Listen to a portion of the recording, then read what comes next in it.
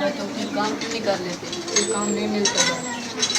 तुम जानते हो हमारे प्यारे नबी हज़रत मोहम्मद सल्लल्लाहु अलैहि वसल्लम ने दरगाह साथ मैंने फरमाया है कि मेहनत की अजमत है, तुम कोई काम कर लो। भाई जिधर जाता हूँ कोई काम नहीं मिलता।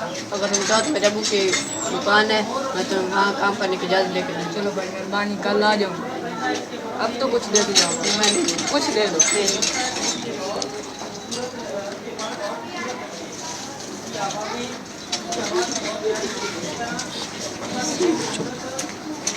कितने पैसे कमाए?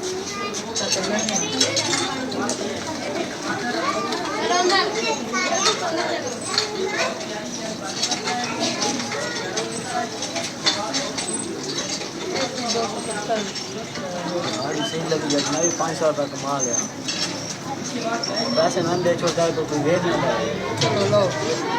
वन्य टाइम जिस टाइम रात हो सी ना किसी होटल तो साथ चंगे होटल तो शेयर कर। देखा दोस्त ऐसे पेशेवर किताबगारों ने दूसरों का हाथ मार रखा है। ऐसे किताबगारों को बहुत सीखना चाहिए और फसलदार तक उनका हक पहुँचना चाहिए।